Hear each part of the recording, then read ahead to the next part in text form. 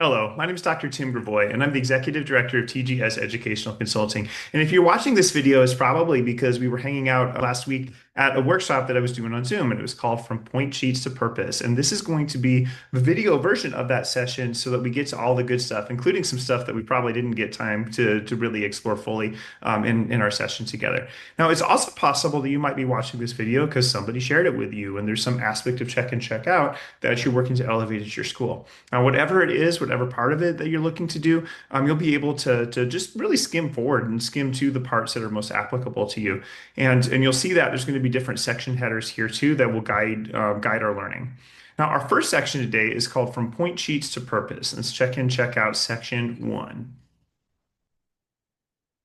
Now, as we work together, whether we're working together in a live session or whether we're working together in this asynchronous kind of way where you're kind of watching the content and living it out loud later, the invitations are still very much the same. And the first invitation is really just that we're invited to engage in this learning. There's no expectation. This is, meant to be something that you feel is good for you, serves you and your students in some kind of way. And I'm just honored and privileged that I get to be here and to help you in whatever way, makes sense to you, honestly. And so everything that we do is going to be an invitation. There's no expectation that you implement anything exactly the way this video shares. The next thing is to speak your truth. And that may be just if you're watching this asynchronously, that you send me a text or an email later, or just letting me know how things are working. The next one is to make space and to take space. While this applies a little bit more when we're working together in our live sessions, it's something that might also just make sense too, just in the work that we do helping our colleagues implement some of these things too. Sometimes it's important to make space for other ideas, for other thoughts, other ways of going about doing things. Other times, it's really important to take space and to take some leadership to step into our power and to help move something along. And it takes a bit of wisdom to sort of know which space that we're in. But the invitation as we work together is to make space when necessary and to take space when necessary, when you're called to as well. And then the last one is just to live this learning out loud. There's a lot of content that we're going to be offering today in this video session, and not all of it is going to be something that makes sense to give a try right away, but there's something for sure that makes sense to just give it a try and to do it right now, because the sooner that we apply something, the sooner that this learning starts to actually help the people that matter most to us, which is our schools and our communities and the students and families that we serve. Also, thank you again, as always. And these are invitations. You're invited to each of these things. Perhaps pick one of these invitations as calling to you in a special way today, and maybe set that intention to really live that one out loud or to honor that one as fully as makes sense for you today. Mainly, though, I'm just glad you're here.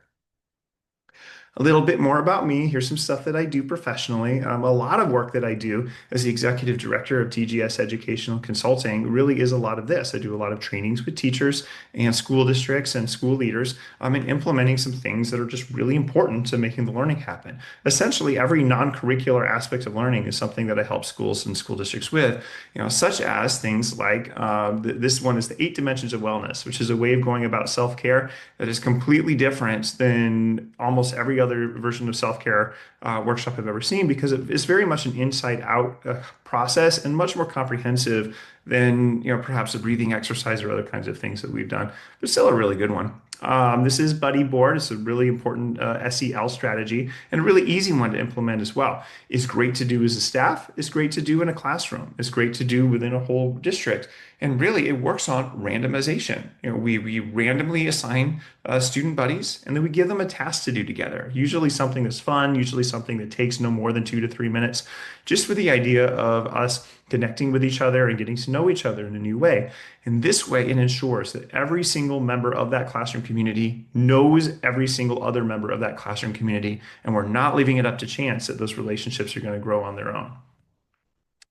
This is another really just a fun social and emotional learning activity where we help students develop a nuanced emotional vocabulary through Mood Meter. Now, Mood Meter isn't mine. It comes from Dr. Mark Brackett. He's got a lot of great things for helping students develop that emotional vocabulary, but it is really the cornerstone of all SEL. Whatever you've got in terms of SEL curriculum, so long as you're focused on that emotional vocabulary, you're going to be doing great things for kids. And this is a very simple, easy strategy to use, and it's one that I love to train on.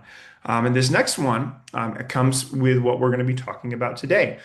A lot of the work that I do is in helping schools create more inclusive learning spaces for students with ADHD and students with anxiety. And check in, check out tends to be one of the things that we can do to help create that inclusive community, mainly because it has the potential to transform relationships between school adults and kids that are sometimes a little bit tricky, sometimes. Just to have behaviors that are just going to need a whole lot more than a PBIS ticket or a sticker chart to help them be their best. And in fact, most sticker charts tend not to work very well for kids that have some marked behavioral needs for a lot of really important brain-based reasons. And so we're going to go about check and check out a very different way where we're not really going to focus so much on the point card. We're going to focus on the purpose of the intervention itself. And then, let me go back to this last one here. And then the last one that I want to share with you is one that a lot of times folks don't even really know that I do. I do have an Instagram account. You don't need to follow it. I don't make any money off of it necessarily. But if you would like to follow that Instagram account, there's an awful lot of content that I'm posting and refreshing and talking about all of these things. And we get them in these little 90-second chunks that makes it easy for you to download and use as a part of your own professional learning activities as well. And the other thing that I'll often do is help schools use the power of social media to take power, to step into their power and to take charge of their story and to make space for the stories that are important for their school community. And social media can be a really powerful and easy and honestly fun sometimes way to go about doing that. And so that's another thing that I do professionally. A little bit more about me personally. Here's my family this summer. This is me. This is my partner, LaShawn. This is my oldest. This right here are my youngest. They're twins, so they're always going to be the same age. This is one of our very best friends in the world, Adam. This is his brother, Chris, and Chris's fiance, Danielle. And this group of people just means a lot to us as a family. And the ocean happens to be our happy place. So we was just really just fortunate that we had the chance to spend some time at the ocean this summer. It was wonderful that we got the chance to do that. The other thing I'm discovering is that I'm having some cash only tooth fairy problems. This girl doesn't accept Venmo as far as I can tell, and she keeps losing teeth when I don't have cash in the house. So the logistics of the tooth fairy are really challenging me right now. So now I've got a whole bunch of $5 bills, like just emergency tooth fairy money ready to go at this point. I finally learned my lesson here. I'm from Tucson, and Tucson's got lots of hiking. I love hiking in Tucson. This is me and my partner LaShawn catching the sunset out at Gates Pass. Just a beautiful place to be, and I love it because it's free. All you need is one foot put in front of the other, and you can see some of the most beautiful things on this planet that way. And it's just really neat. This is my first day of school. I'm so excited because this year, the school district where I live in Tucson changed when the first day of school happens. Usually it happens on a Thursday, which means they're often with my kids are often with their other parent. But this year it happened on a Monday. It just happened to be that Monday was a Monday they'd be with me. So it was wonderful because I had the chance to spend some time with them on the first day of school as well. So this is me and my oldest. My oldest said, okay, fine, you can take a picture of me, just not in front of my friends. And I was like, of course, I'm not going to embarrass you. That's why would I do that? So she let me get this picture, and then this is me and my partner LaShawn dropping off the twins at their first day of second grade. And so that was just a wonderful moment that we got to. I also got to see my partner's younger brother breaking some legs in theater. I had no idea that Caden was so into theater or so good at it, actually. And it was like such a really cool performance to get to watch at his high school the other day. And so it's just neat to get to be a part of his life as well and celebrate, some of the things that, some of the things that he does. So thanks for getting to know me a little bit. You should also have the learning log. And what I'm going to do right now is just shift over to the learning log, and there's another invitation there.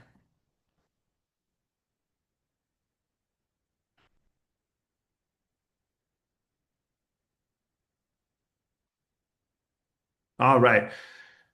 So we see in the learning log from point sheets to purpose, the top here had our invitations for today. And then the next thing here is some invitations to reflect on what learning related function might sharing photos have for our group. Now we're participating with each other asynchronously. So the group is essentially anybody watching this video at any time and the whole group of us doing that. But especially since it's possible that if you're watching this video, I might not ever have a chance to meet you in person just yet. Or maybe that's something that maybe we saw last Wednesday, but we're just doing for a second time here. There is a learning related function to those videos, and I'm wondering what you think those learning related function might be. And so if you want to, you just have a think on it and you can ink your thinking on that learning log. You can also just engage the question inside your head, inside your heart. You don't have to write anything down, and you certainly don't need to turn in anything to me. But the invitation is to think about your response to that question.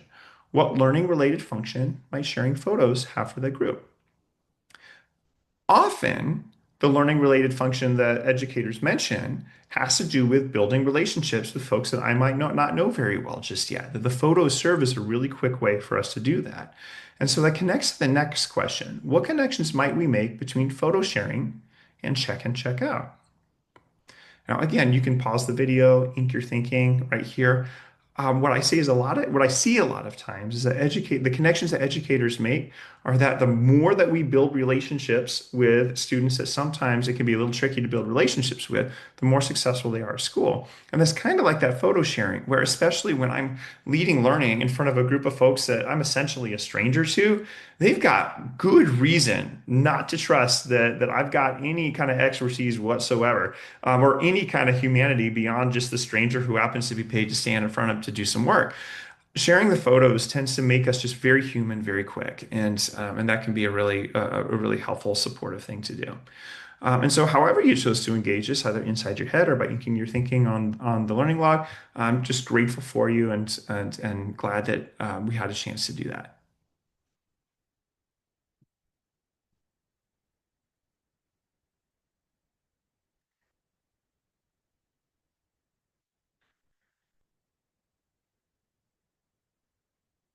So the next a section of our learning log explains what we're going to do today in this video right here. The first thing, I just want to explain what we will do. What we will do is we will review check and check out, and we're going to pinpoint exactly why it works. And that's important because there's a lot that kind of gets sort of lost in the logistics of check and check out, and it can be very helpful for us to have a very clear idea of what the intervention part of check and check out actually is. There's a lot of moving pieces in the way that most schools set up check and check out. But if we can pinpoint exactly what the intervention part is, what part of this framework is supposed to be doing the good things for our kids, it can help us emphasize those things and perhaps de-emphasize some things that just honestly cause some problems for us a bit. And so we're going to review what check and check out is and pinpoint why it works. What we're not going to do today is we're not going to build any new data systems or rewrite any existing protocols. Like whatever you're currently doing with check and check out is exactly the perfect thing for you to be doing right now. Today's workshop is an opportunity to learn, to explore some other perspectives, to maybe get some how-to tips from schools that have navigated a few issues here or there before. But no one's going to tell you, least of all me, that you have to do something completely new as a basis of on the basis of what we share together today. So I just want to be clear, you don't have to build any new data systems or rewrite existing protocols. Now, you may discover throughout this workshop that I've got a very clear perspective on whether or not we need to be using daily point cards, for example, within check and check out. If your school loves your daily point card, or maybe they love it but you don't, but you have to use it, it's fine. There's still going to be a lot in this workshop that's going to speak to you and connect to avenues where you can elevate what matters most in check and check out frameworks. Now, maybe what we might get to do, and actually because it's a video, I'm confident that we will, we're going to consider how and when check and check out most commonly comes unglued. Check and check out, in terms of what the intervention actually is so simple. It really is just checking in with kids and checking out with them at the end of the day. And then, providing some feedback throughout the day as well. That's really all there is to it. Nevertheless, the logistics of implementing check and check out as an intervention sometimes cause some issues with implementation. And we can take a look at why check and check out most commonly comes unglued and consider some options for what we can do to navigate some of those things. And all of this is going to be in our learning log.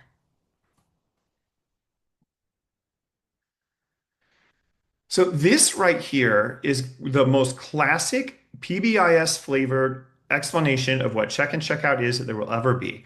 And one of the things I think is really important to note is this is check and check out classic. This was revised in 2010, which means that this diagram is 15 years old. This diagram is 15 years old right now. Now, just because it's 15 years old doesn't make it bad, but it's also important to consider in 15 years, a lot has happened in our profession, including a pandemic that changed everything in terms of how we connect with students and how we connect with each other as a staff.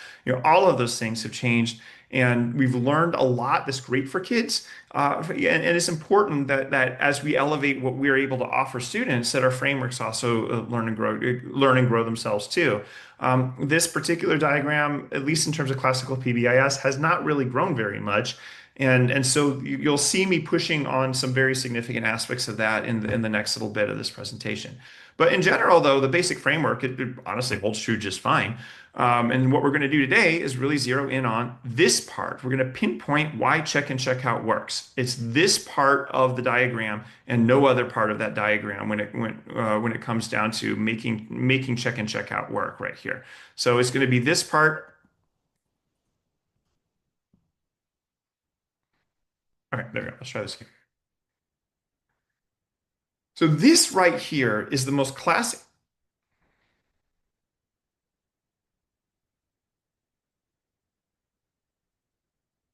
This right here is the most classic explanation of what check and check out is that you're ever going to see.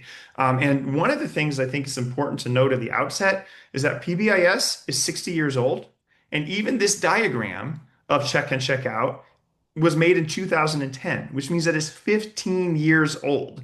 So now when we think about things, just because it's 15 years old doesn't make it bad, doesn't mean we should stop doing it by any means. There's so much evidence that check and check out works really well for kids. That's why I do these kinds of trainings, because it's great for kids.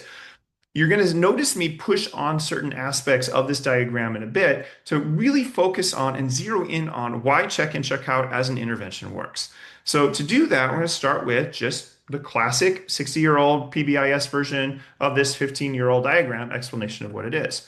So check and check out starts when a student is recommended for check and check out. In a completely different training, we talk about how to build those data-based entrance, exit, and escalation criteria that let us know when a student should be invited to participate, how we know when they're ready to exit, and how we're going to know if they're going to need more support from us than we anticipated at first. And so that, like I said, those database systems are beyond the scope of what we're going to do today. But the next step is exactly what we're going to focus on today in this video, is how check and check out is implemented. Now, generally speaking, we implement check and check out with a morning check-in. There's regular teacher feedback throughout the day. Then there's an afternoon checkout. So really, what is the intervention? A coach is going to check in with a child in the morning. The teacher will check in with the child throughout the day. Then the coach checks out with the child and sends them home with a positive word at the end of the day. That's all that it is. The only thing about check and check out that is an intervention is really these conversations that we're having with students. And then what happens here is this is all that other like data systems and protocols and stuff like that I said that we weren't going to be rewriting for you today. If you want to have a conversation about what is the best MTSS framework that you can build for this, that's a different conversation. And send me an email and we can start that conversation for sure. So this stuff though we're not really going to talk about so much, but I'll just go through it real quick. Usually there's somebody in charge of check and check out, and we call this person the check and check out coordinator. They're collecting all the data and they're using it for decision making. And if you've made very clear entrance, exit, and escalation criteria, the check and check out coordinator, all they have to do is just take a look at the data, see which students are where, and let the biweekly check and check out team know what's happening so that we can assess student progress. If students are making great progress and they're ready to exit, they might exit. Sometimes students are not really making great progress, but we don't think they're ready to escalate to a more intense intervention. And so we're going to revise check and check out somehow to make it even more supportive for them and better match their needs. And so we might have revised the program somehow. And then it's just kind of back to the same morning check-in, regular teacher feedback, and afternoon checkout. But for check and check out to work, it usually takes a while. We always talk about like 6 to 8 weeks in MTSS circles, but I don't know that we need to hold fast to a specific number of weeks, but we do need to give students time to master new skills. And that time to master new skills, particularly when we think about the new way we're going to go about talking about check and check out goals, usually we're talking like a month or two and not necessarily a few weeks. But every kid's different, and every coach's skill is different, and every relationship between a coach and a student is different, and so we never really know what might shake out. So I don't really recommend a hard to fast 6 to 8 week rule, but I would say that if you're ready to exit a student out of check and check out after a week or two, probably the goal was a bit too easy, and they might not necessarily be ready for that just yet. Sometimes we see a little bit of rebound in some of the unexpected behaviors that we didn't want to see when support gets faded a little bit too quick. So, just something to think about when we do think about this part of it. However, what we're going to think about today is when the check in, check out intervention works, it's because of, well, the intervention. All of this is data stuff. All of this is data stuff.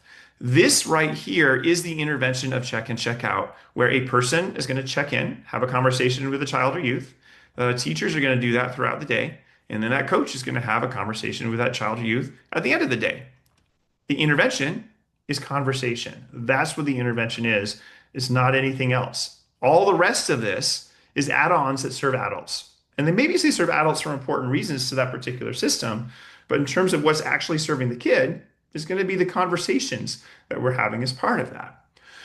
So in the live session, we explore this just a little bit further, but really when it comes down to it, when check in, check out works, why is it? Is it mainly because there's a daily point card that we fill out, that we have zeros, ones, and twos, and we rate students against 3 to 4 different values? It could be, but my hunch, and actually it's not even really my hunch at this point, is data, is that it's really the quality conversations that we're having with the youth that are the intervention in check in, check out. And so the question is, if check in, check out really is about conversations, where should we be spending most of our time in elevating the practice of what we can offer within that check in, check out framework? Should we be focused on daily point cards, or should we be focused on quality conversations? In my view, it's the quality conversations that we want to be focused on the most. Now, here's a quote that is another way of saying this. Every PBIS trainer everywhere that I have ever met, including me, Dr. Tim, will tell you that in check in, check out, the intervention is the conversation, not the point card. Well, if that's the case, then why do we build systems that are so dependent on point cards to function? And one of the things that I think is important for us to think about is on our learning log right here. And so the invitation here in our learning log is going to be this particular one right here, where, let me see if I can't make this larger for us. The intervention is the conversation and not the point card. So if that's true, it's important for us to consider, if the point card disappeared tomorrow, what parts of your check-in, check-out routine would still make a difference for kids?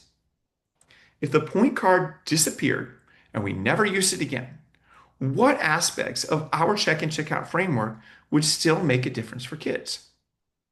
And so the invitation is to perhaps pause the video and ink your thinking on this learning log if you've got it printed out, or perhaps if you're annotating it in your own PDF annotator somehow, that's great. Or if you'd like to just pause and engage this question in your head. Of course, you don't have to, but the invitation is there to pause and engage if it looks like it's useful for you to do. A lot of times what folks notice is if we got rid of the point card, we're still having great conversations. We're still tracking behavior data through whatever referral system got them assigned to check in, check out in the first place. So we might not actually really need a daily point card to build a successful check in, check out framework. And especially when we talk about later problems that come in when we run check in, check out in real life, it might be very important for us to consider, okay, if most of the problems that we're having with implementing check in, check out come from having a daily point card that needs to be turned in or dealt with or entered or tracked, perhaps we could really consider a different way of doing this, where we're not really caring about a daily point card. We're caring whether or not a student masters a goal that matters to them and to their teachers. And that can be a very important thing for us to consider and a great way for check in, check out to grow. So here's the question that I often get asked. I often get asked, hey, Tim, so all right, if the daily point card really isn't supposed to be the focus of check in, check out, then how come every trainer that I've ever worked with, wants to make sure that if we've got 10 kids assigned to check in, check out, that we've got 10 daily point cards entered into the spreadsheet every single night? Well, to be honest, there's some understandable reasons why that happens. And here's the four tempting traps. The first tempting trap really has to do with numbers. The next one is proof. So it's a variation on numbers, but it comes at it from a different angle. And the next one is grown-up goals. And the last one is Barbra Streisand. And I promise you, it absolutely connects.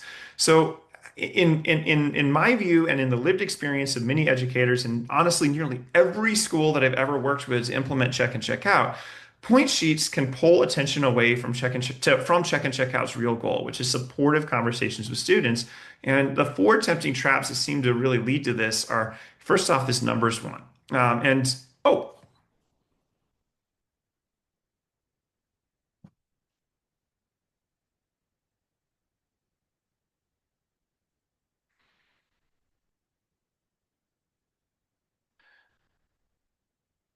well, okay, Dr. Sim, if the point sheet really isn't the intervention, if it really is about the conversation, then how come it is that every single PBIS trainer everywhere is very insistent that we implement check and check out with fidelity and we measure fidelity with these point cards?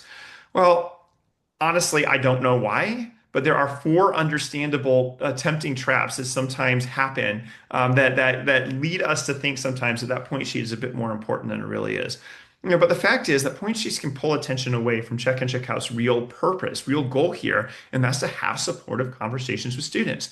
The part of check and check out that actually is the intervention is never going to be numbers that we circle on a piece of paper. Is always going to be the quality of conversation that an adult has with a child or youth that needs some extra support to be their best in school. And so the numbers trap, the proof trap, the grown-up goals trap, and yes, the Barbra Streisand trap are the four biggest reasons why I see schools overemphasizing a point card, which has very little to do with why check and check out actually works.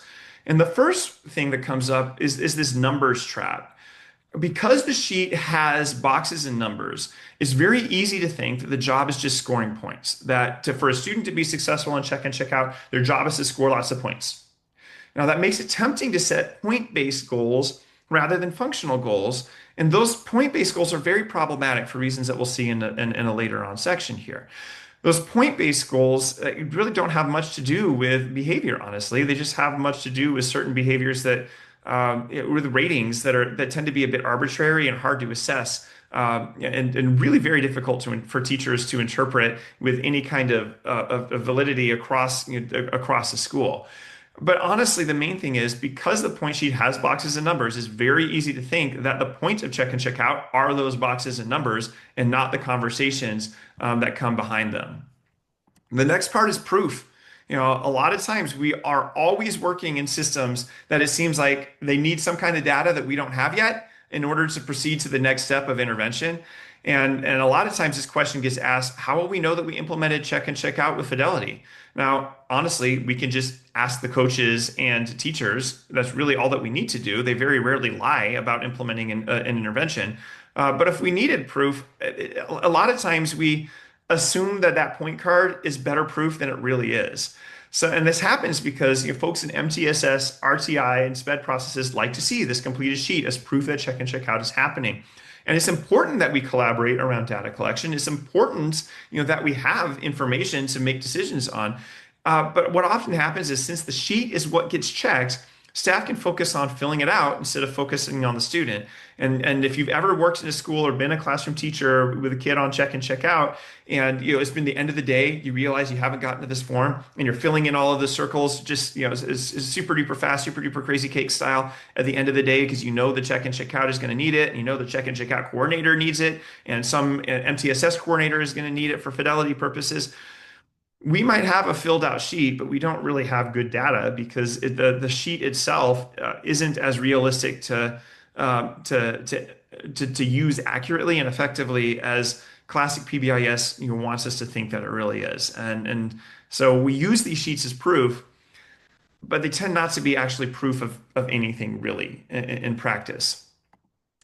The other thing that happens that can be a really tempting trap is the check and check out classic daily point card can allow us to create adult-centered goals or grown-up goals is what I call them, where we've got, respectful, responsible, safe, and kind is, value one, value two, value three, value four. And this template exists because if you want me to help you build a classic check and check out framework, I'm absolutely ready to do it. And I have a template for that. And this is a very classic check and check out template. And and even this template kind of works in check and check out frameworks. But what it does is it really makes this interaction feel like a miniature report card instead of a chance to connect with a student about what went well or what went hard. Especially because it relies on an external perspective for what was tricky about the day and doesn't really centralize the student's own lived experience. And so oftentimes, because a grown-up is the one setting these rules and expectations, and the grown-up is the one assessing a student against those rules and expectations, check and check out just becomes like an hourly scheduled conversation about our failures to be perfectly respectful, responsible, safe, and kind, rather than this opportunity to connect with a student about what went well or what was hard in their day. And then the last one, it might sound goofy, but it really is the Barbara Streisand effect. So the Streisand effect is or refers to Barbara Streisand as a notoriously private celebrity. She doesn't want people to photograph her without consent. She doesn't want her residents photographed without consent. And in 2003, somebody photographed her Malibu home and put that picture of her home up on the internet. Now, she found out about it and didn't want that picture to be up there. And so she sued the person who put it up there and said, "Hey, I need you to take this photo down." Now, when that got out, millions of people flocked to that website to download that photo when they really wouldn't have done that if we hadn't highlighted that house in the first place, if Barbara Streisand hadn't made it the issue in the first place. And so the Streisand effect is kind of what that's known for, that the things that we call attention to are the things that get paid attention to. And it's because the sheet is the part of the check and check out framework that if you're using it, because it's optional, the sheet is absolutely optional. You don't have to have a daily point card. But since that sheet is the part that gets handed in, sent home, please don't send it home, but some schools do, or turned into graphs, this paper really becomes what everybody sees. And it can start to feel more important than that invisible part, which is the relationship that we're trying to build. And so the Streisand effect is very much in full force when it comes to some tempting traps about why this daily point card can pull the focus away from check and check out's real goal, which is supportive conversations with students. So before we move into the next section, which is, all right, if we're not going to use point cards to set goals, what are we going to use to set goals for students? How are those going to look? What can we actually have conversations about if it's not going to be about, hey, did you get 80% of your points or not? It's important for us really to consider here if the logistics of check in, check out, in terms of why it actually works, have nothing to do with a daily point card. What can we do to emphasize the aspects of check and check out that are really important, which are the goals that we want students to achieve so that they can be successful learners and good human beings, and also the relationships that we're trying to build through the quality conversations? What is it that we can do to emphasize that? Now, if you have a point card that you absolutely must use, and if you're working in a district, for example, that needs you to enter data into a spreadsheet or into your student information system or software, that's 100% fine. No one's going to explode if we continue to do check and check out in a classic way. We can still emphasize the aspects of check and check out that really make it work for kids. And I can't wait to explore some of those in the next sections.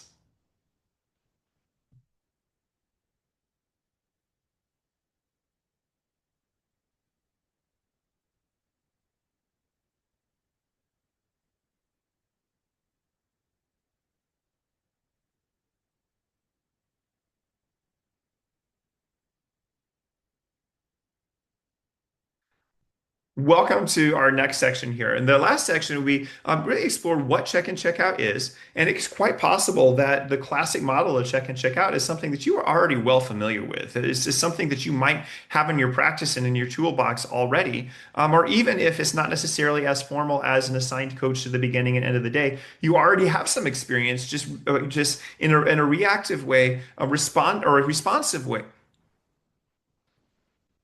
Welcome back to our next section, building student-led goals that stick. It's a really important part of elevating our practice of check and check out. And it's an important thing that we need to do, especially if we're going to shift away from a point card-based way of doing check and check out to something that's a lot more student-centered and helping students achieve goals that are going to help them be more successful learners and just better human beings and better participants in our school community. And so building student-led goals that stick is an important part of our learning together today. I want to highlight something that is in our learning log here. We are going to move to from point sheets to practice. All right, in our learning log, you'll see in our learning log that there's a section called Building Student-Led Goals That Stick. And we're going to be using a lot of this content in our next little bit of slides right here too. So I just want to call your attention to that. You don't have to print this. As always, everything's an invitation, not an expectation. But if it's helpful for you to have the notes in front of you, just wanted to call your attention to where we're at in the learning log right now.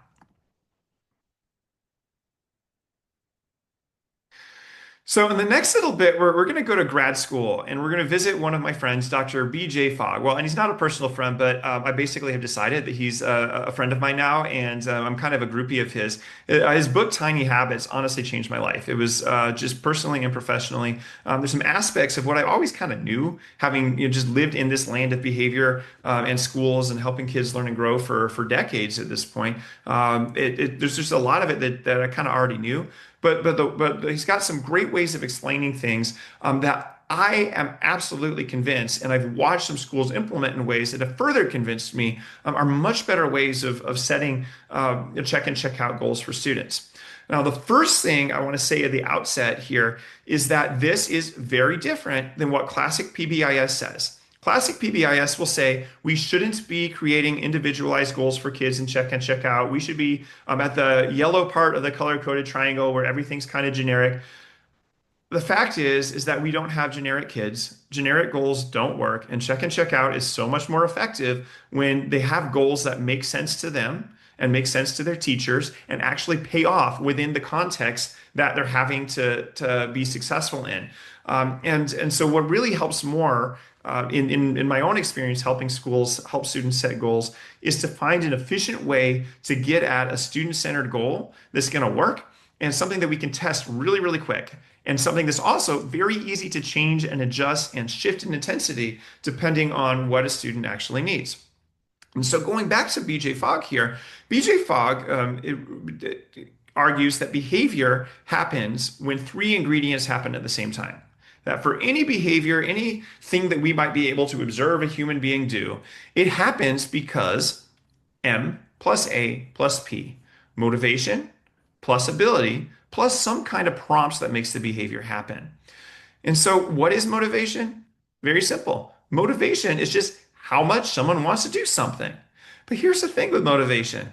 Motivation is fickle. It is random. It is unreliable. It's one of those things that we as educators so often try to address in our behavior interventions. We try to do it through incentives of all kinds, of point cards of all kinds, of sticker charts of all kinds. But the fact is that none of it really matters because motivation is just by the way humans are wired, going to be fickle, random, and unreliable. And over time, there's no incentive in the world that is going to matter any more than the relationships that we have with the children and youth that are in our care. And so it ends up being that check and check out supports motivation best through establishing positive relationships with kids. That ends up being the most important relationship and reinforcer that a student is ever going to need to be successful in check and check out. Now, I can already hear a certain group of the PBIS crowd saying, no, no, no, we have to have reinforcers for everything. And I'm not arguing that behavior doesn't flow from where the reinforcement flows. All that I'm saying is the most important aspect of reinforcement within a check and check out framework is going to be the relationships that we're building. So we're not going to focus so much on motivation as a tool for helping behavior happen. And it's going to become more clear why in the next little bit. What we're going to do is focus a lot on the ability of a student to accomplish the behavior we like to see, which is literally how easy is that behavior to do. If there's an unexpected behavior that's really causing us problems in the classroom, like for example, perhaps a student is interrupting their peers, or a student is out of their seat when they're expected to be in their seat. We're going to need to find some way to make it easier to stay in the seat than it is to get out because a student is already going to be highly motivated to leave that seat. And we're not really in charge of what happens inside our kids' heads and hearts, honestly. So, what can we do to address that ability piece? It's going to make it easier for them to accomplish and build a new habit and master a skill that matters to them. And then finally, there needs to be a prompt in the environment. And a prompt is simply a cue, a trigger, or a reminder that helps a person to act. Right? For example, it might be that my cell phone vibrates, and that prompts me to answer that phone. Now, right now, I don't really have the ability to answer my phone. If my phone vibrates, I'm not going to answer it. In fact, I've set it on Do Not Disturb so it doesn't even prompt me because I don't want to engage in the behavior of looking at my phone while I'm recording important content for you, amazing caring educators, right now. And so another thing that we can think about is sometimes check and check out can be an amazing framework for prompting behaviors that we would like to see.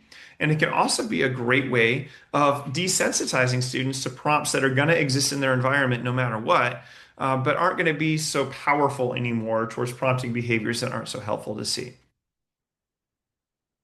So here's just an example from my own personal life. Behavior equals motivation plus ability plus prompts, right? Plus prompts. So in my case, for a while, I had a behavior of eating a bag of microwave popcorn before bed every night. I had got this giant hunker of microwave popcorn bags from Costco, and there's just a million of them, and it cost like no money at all to buy all these bags of microwave popcorn. So it was really easy to engage in this unhealthy habit of eating gobs of microwave, super buttery, super salty popcorn. And honestly, I don't want to live in a world without popcorn because, as far as I'm concerned, popcorn makes everything better except for my blood pressure. And my doctor's been real clear. I need to watch that sodium. So popcorn was really one of the biggest places where I was getting lots of extra salt, and so I don't need to be doing that every single night, right? So the behavior was I was eating a bag of popcorn before bed.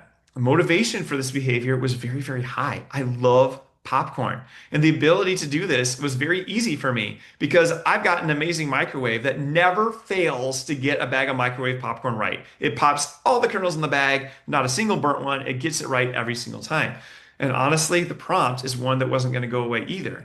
My youngest kid's door closes at bedtime, and that just makes my tummy hungry for carbs for some reason. It's just finally I have a time to sit down and have a snack on my own. And the easiest thing to reach for is a bag of microwave popcorn. Just pop that button, eat those carbs, eat those salt. Blood pressure goes up, but I don't know, it feels good at the time, right? So what I did to solve this problem was I'm not going to ever love popcorn any less than I always do. My motivation to eat popcorn is always going to be high. And the prompt of finally, I've got just this little stretch of free time between my youngest kid's bedtime and my bedtime where I maybe can have a snack if I want to. That prompt is always going to be there. And so what I decided to do was focus on that ability piece. I took that whole box of microwave popcorn, I walked it out to my shed, which is just over there in my backyard, and I locked it up under the two different locks that keep that shed locked. No one's telling me I can't have microwave popcorn, but if I want it, I'm going to have to walk outside at nighttime, unlock the shed, get the key, go grab the popcorn and bring it back in.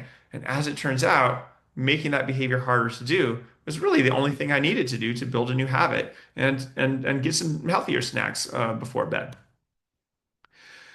And so what we can do with all of this is we can think about if a behavior needs motivation, the ability to do the behavior, as well as some kind of prompts to make the behavior happen, we can use a different kind of ABC framework here to design a goal, which essentially helps us to build a new tiny habit that'll help us be much more successful either in our personal lives or in our professional lives. And so BJ Fogg's ABC framework looks like this. A is for anchor, B is for behavior, and C is for celebration.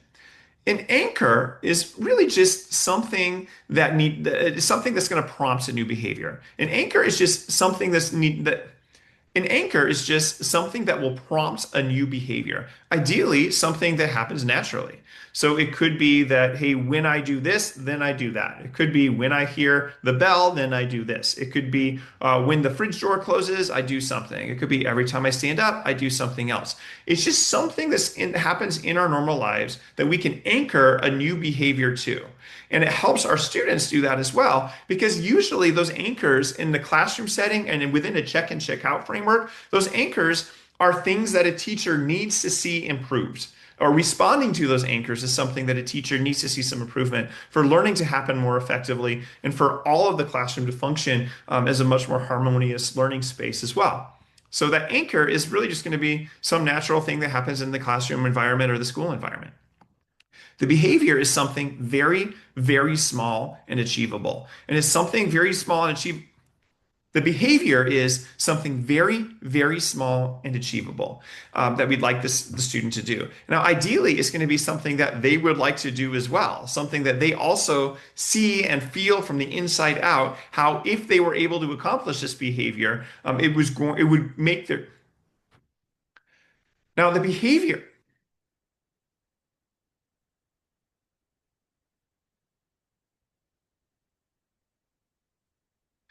So, if a behavior needs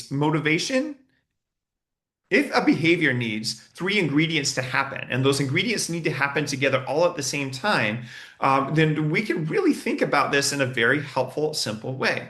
And BJ Fogg outlines this as his new habit recipe, and he thinks about this with the ABCs. And so A stands for anchor, B again stands for behavior, and C stands for celebration. And there's going to be some elements that are be very familiar if you're already working in a school with a PBIS framework that make a lot of sense in this particular space, and also challenge us to push beyond 80% of total points as being the goal that we have for students in check and check out frameworks. So what is an anchor? An anchor is just something to prompt a new behavior, ideally something that happens naturally. And so when we think about anchors, it can be just stuff that happens in the classroom. It could be a bell ringing to announce the beginning or end of the learning period. It could be when we come back in from recess. It could be a transition between one kind of learning and the next. It could be whenever a teacher asks a question. It could be anything that happens naturally within that learning space that we can anchor a new behavior to. So every time the anchor happens, we want to cue the student to engage in a new behavior. And when we think about check and check out, what a beautiful way to do that, because we have a coach meeting with the student at the beginning of the day who can remind the student of the anchor and the behavior that we want to see. And then we have opportunities throughout the day built in for teachers to do that. And that becomes a much more functional way of running a check and check out framework than simply circling numbers in a form every hour on the hour or in between subjects. But to continue this, a behavior is, well, just the behavior, something very, very small and achievable that we would like the student to do. Ideally, something that they would like to do too. Our check and check out goals are going to be far more effective when students are involved in building them. And when students also feel from the inside out that accomplishing this goal is going to have some payout for them that matters to them in the classroom. It's really important that we think about goals as being something that students would like to achieve as well. And then that celebration piece is not warm and fuzzy. It is a very data-based reason why we need to include this as part of our check and check out goal. BJ Fogg talks about celebration as a sincere way just to connect and celebrate with the child and youth when we see them accomplish their goal. Now, actually, BJ Fogg talks about us, as adults using this ABC system and our own celebrations that we can do. And the reason why is if every time we engage in the behavior that we want to see, we celebrate that, we are going to let that little reward system in our brain know that we did a great job, and it's going to let us know that we did a great job, and it's going to continue to pour a little bit of habit cement on that behavior each and every time that we celebrate. And that habit cement makes the behavior go from something that just sort of feels random to something that becomes more and more consistent over time. And we all know as educators, we've never said we need a little less consistency around here. No, we know that consistency and prompt feedback is going to really help support students in achieving their goals. And so those celebrations become very important.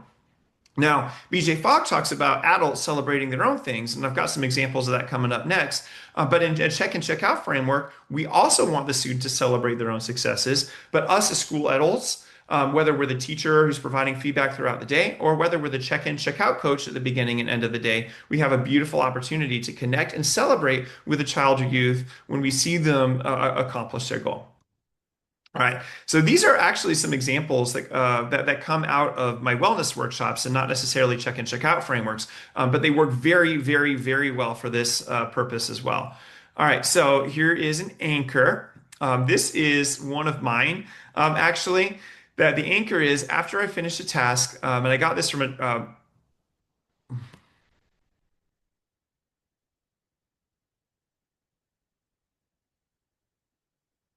So here are actually some adult examples of that I So actually, here are some adult examples of anchors, behaviors, and celebrations that are all designed to help support new habits. And this next one is one that I got out of one of the participants in one of my wellness workshops for their own environmental wellness. They wanted to have a cleaner workspace, but were struggling to do it. And for me, as an adult with ADHD, I also function better in a clean, well-organized space. But I struggle to do that on my own sometimes. And so this idea is one that I incorporated into my own life and I absolutely love. So the anchor is after I finish a task, so for example, when I finish recording this video, that would be a task that I finish. When I finish this task, I'm going to put five things away. I'll just reach around and put five things away. And then what I'll do is I'll celebrate by taking a mental selfie of my super clean workspace right here. So I don't have to actually take my phone out and do it. But some people actually do kind of like to do that. But the celebration is really just one that happens on the inside. After I finish a task, I'll put five things away. When I put those five things away, I'm going to celebrate by taking a mental selfie with my new clean workspace. There's another adult one that I really like. Every time I stand up, I will take a sip of water. So the anchor is every time I stand up, the behavior is going to be I'll take a sip of water. So I don't necessarily need to like put timers in my phone or anything like that. I'm just going to look for an opportunity in my environment to anchor my behavior to something that I'm going to be doing anyway. So every time I stand up, I'll take a sip of water. And then my colleague said that she was going to celebrate by imagining my well-hydrated skin saying, "Thanks, friend," which can feel a little bit silly, but honestly, I think is spot on. It's really great to just imagine that the skin is saying thanks for the hard work that we're doing and staying hydrated right there. So it was another just really beautiful example of what can be a very effective check in, check out goal. There's another adult facing one. This is one that I do as well. That before I brush my teeth, I will pick out tomorrow's work outfit. And I'm going to celebrate by imagining how happy my future self is going to be tomorrow. For whatever reason, choosing clothes in the morning takes 452 years. But choosing clothes the night before and just putting them on the next day is so much easier. And future Tim is so appreciative when today Tim sets out those clothes the night before. And so, again, as a kid with ADHD and now an adult with ADHD, it can be hard for me to develop those habits. And so, what was easier for me to do was instead of like putting post-it notes around the house reminding me to do it or something, just setting this as an anchor that before I brush my teeth, I'm going to pick out tomorrow's work outfit, and then I'm going to imagine how happy my future self is going to be. So, and sometimes I'm in the middle of brushing my teeth and I realize, oh, should have picked out my work outfit. That's fine. The point is that there is an anchor, that there is a prompt, and that prompt is going to happen. And when that prompt happens, then I'm going to go pick out tomorrow's work outfit and I'm going to celebrate by just imagining how happy my future self is going to be, because my future self is always happy when I don't have to pick out clothes the next day. So, how can we use this in a kid-facing way? There's some case studies that you will see in the. Oh, whoops.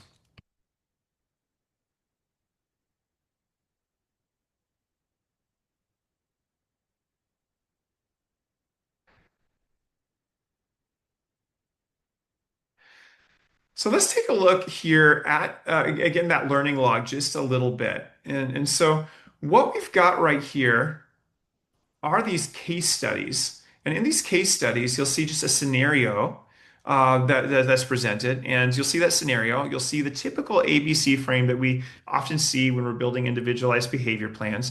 And then you'll also see so what I'd like to do right now is just call your attention again to the learning log where you'll see the same case studies that I'll be presenting up in the slides. And in those case studies, you'll see a typical ABC frame that outlines the antecedents, behavior, and consequences for different unexpected behaviors that are described in the case studies, and then how we can frame that as a possible check in, check out goal.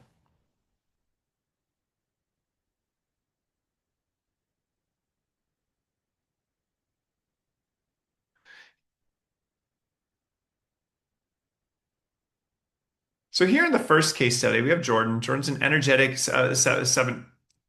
So here in the first study, we have Jordan. Jordan's an energetic 8-year-old who loves science, but just struggles to settle down after recess. After lunch or recess, Jordan often enters the classroom, still talking loudly, still bumping into peers, taking several minutes to start work.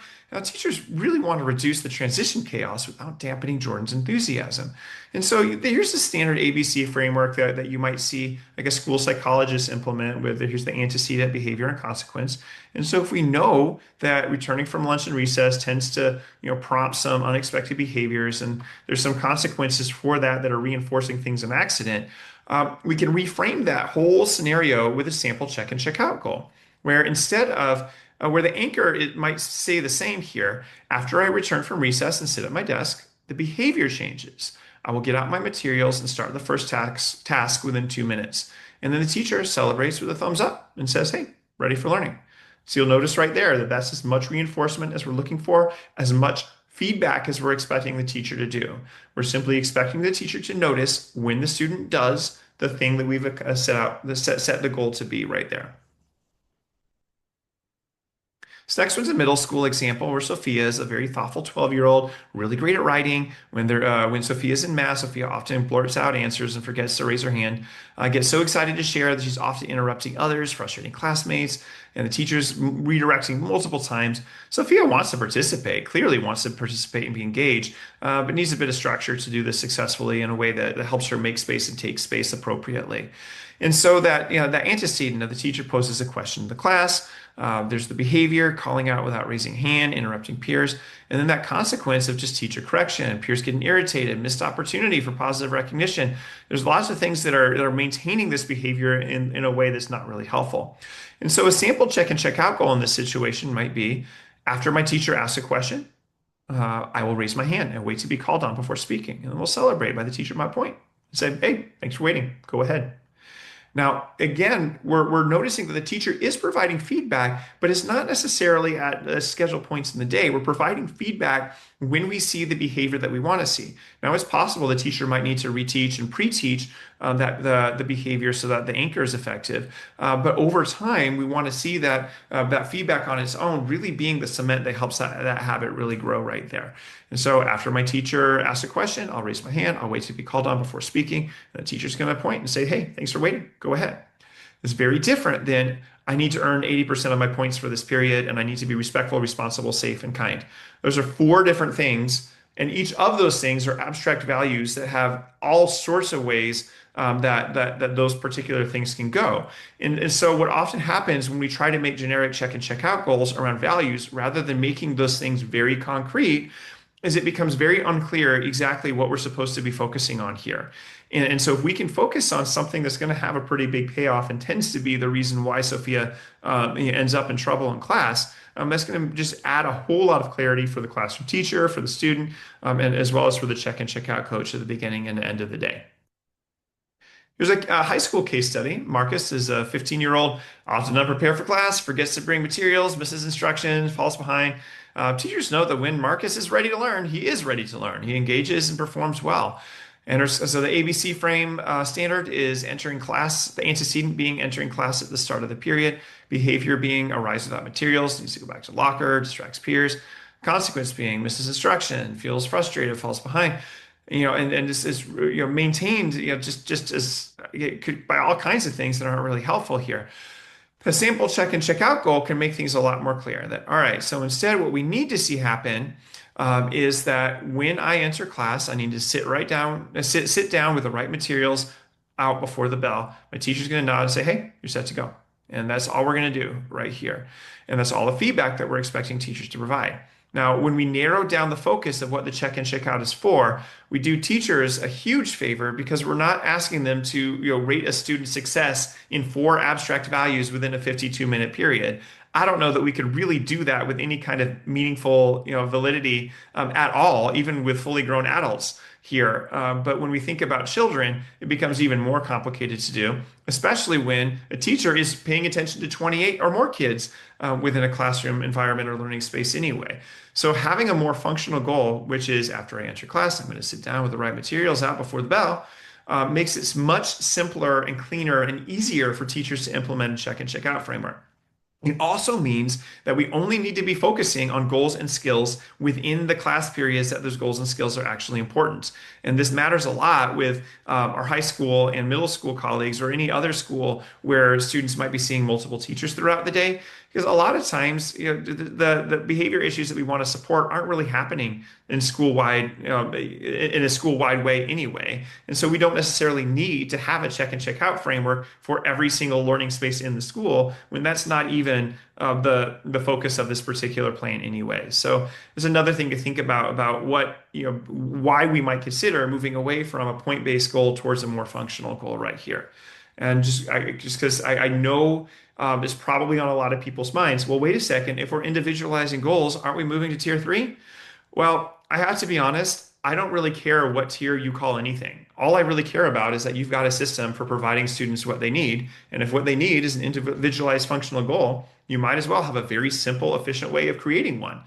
The other thing is, when it comes down to brass tacks, very few kids participating in check and check out are going to need consistent feedback across four abstract values. It almost always ends up being one of those values that they need feedback in and one specific skill to live that value out loud that teachers are expecting them to achieve to make that check and check out work anyway. So it ends up becoming, even if we keep things generic, the focus of check and check out tends to be on very specific things anyway, just as a matter of practical logistics. We may as well be honest and focus on a goal that the teacher and student agree will matter if the student can be successful at it in the classroom.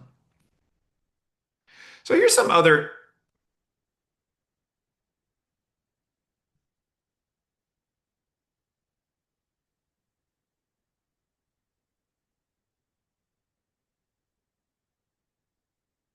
All right, so here's some other check and check out goals, just as examples that you'll see in the learning log. So the learning log has some anchors, behavior, and celebrations. Here's one that tends to be an early childhood check and check out goal. After I hang up my backpack, I will choose a center and get started. Teacher smiles and say, "You found your spot." That's all that we need. We don't need any stickers. We don't need any point cards. We don't need anything. We just need true and kind words. Now, sometimes having a sticker or having a PBIS ticket can serve as that tangible reminder that makes that effect of that reinforcement just last a lot longer. And as long as we're keeping it about the words behind it, and not about the ticket itself, and we're not transactionalizing it or monetizing it in any kind of way. We don't need any kind of PBIS store, for example. Sometimes a ticket with that celebration can be effective, but if you don't like tickets or don't have tickets at your school, you don't really need it. All that we need is some kind of genuine, authentic way to connect with students and celebrate the amazing work that they're doing at school. So another one is when my voice wants to speak, I will raise my hand. A teacher just gives me two thumbs up and a smile when they see me raising my hand. And that can be a very powerful goal because it helps us, helps students pay attention to their bodies a bit. How do I know when my voice wants to speak? What does that feel like? And if I'm having those feelings, that needs to prompt me to raise my hand before speaking, if that's how conversations happen in classrooms. No, I've seen lots of classrooms where raising hand before speaking wasn't expected. They had different ways of helping students learn to make space and take space when we're having classroom conversations.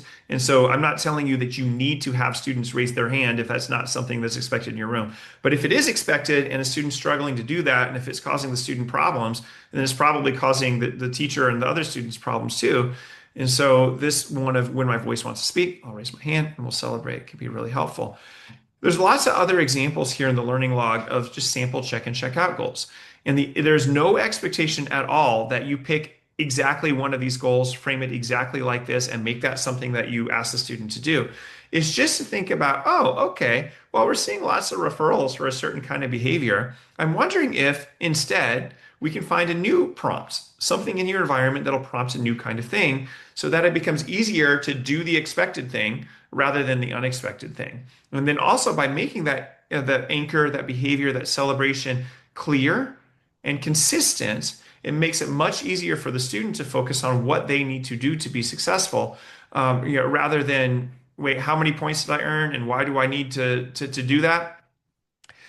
And so the invitation right now is there's two things that I would love for you to give a try. One is to do an ABC goal for you. Like, is there something that you would like to do a bit more of? Is it, for me, it is, I would like to do more cardio after my workouts at the gym because I don't really like cardio, but my heart needs me to do cardio. So I need to do a bit more cardio. And so my anchor is going to be when I finish my last weight exercise, I will walk to the cardio area before I walk to the locker room. Because if I walk to the locker room, I'm never coming out. Or if I do come out, I'm leaving the gym. I'm not going to do cardio at all. So when I finish my weights, I'm going to walk straight to the cardio area and I'm going to imagine my heart says, thank you for doing a good job. That's what I'm going to do. And that's my ABC goal for getting more cardio in when I'm supposed to. Then after you write one for yourself, and to be clear, if you write one for yourself, I'm not going to like check up on you and see if you do it or not. It's just a way to think through how to build these goals. Because if you can build them for yourself and you can do that pretty fluently and easily, it becomes much easier to support students in doing that. And so also, if you happen to be in a role where you are teaching other people how to be great check and check out coaches, this is a great tip too. Have them build goals for themselves, even if they don't use those goals. Because if they can build their own goals, it becomes much easier to have that conversation with the classroom teacher and student and family and build those goals together. So in that next box, though, what I would love for you to do is to just think about a kid who's on your mind and on your heart for some reason, a kid who's probably going to be participating in check and check out this year. Thinking right now, based on what you know right now, what's a behavior that would be really supportive for them? Is there an anchor to that behavior that makes a lot of sense?